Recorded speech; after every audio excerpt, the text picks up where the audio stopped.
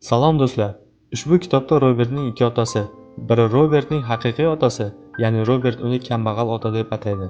Ikkinchisi esa Robertni badavlat bo'lishga o'rgatgan do'stining otasi bo'lib, uni boy ota deb ataydi.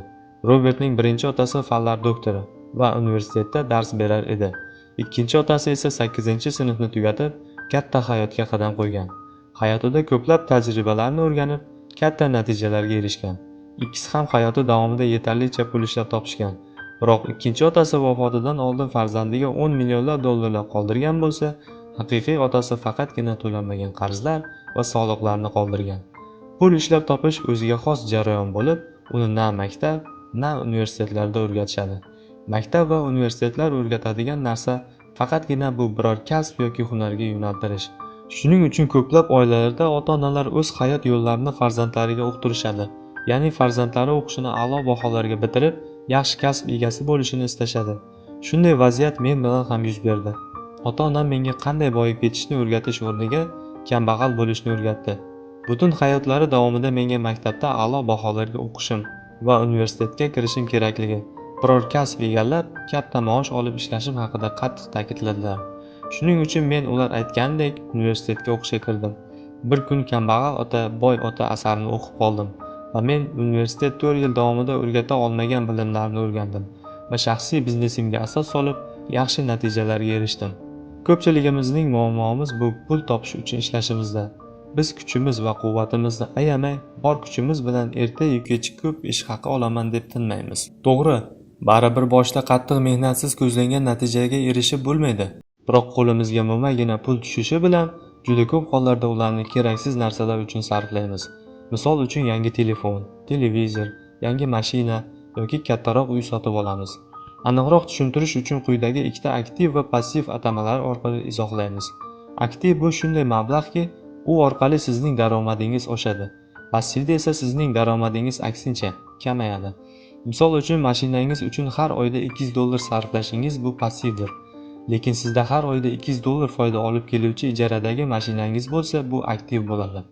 Aktivlar qatoriga yana sizning biznesingiz, daromad keltiruvchi ko'chmas mulkingiz, kompaniya aksiyalari va boshqalar kiradi. Passivga esa qimmat telefon, mashina, katta uy misol bo'ladi. Bu atamalar farqini anglash juda muhim. Bilasizmi, nima uchun boy insonlar boyishda davom etadi, lekin kambag'allar esa kambag'al etishda? Chunki boy insonlar o'z daromadini aktivga qo'yadi, kambag'allar esa aksi, passivga joylashtiradi. Shuning uchun ham vaqt o'tishi bilan birining hayoti yaxshi tomonga o'zgarsa, boshqasiniki aksincha.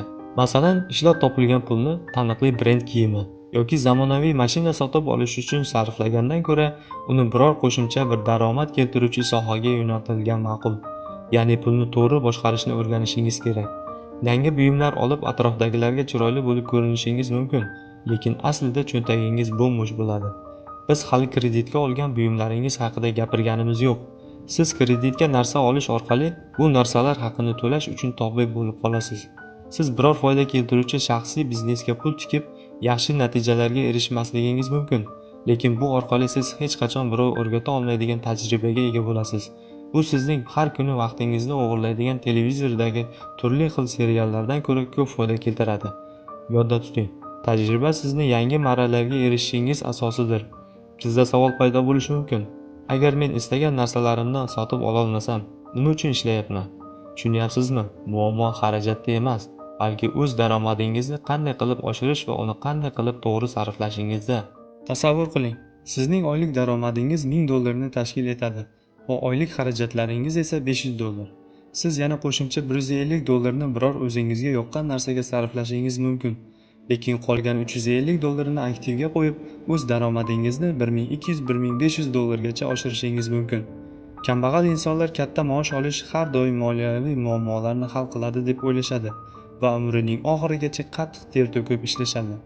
Boy insonlar esa o'z pullarini o'zlari uchun ishlaydigan vositaga aylantiradi.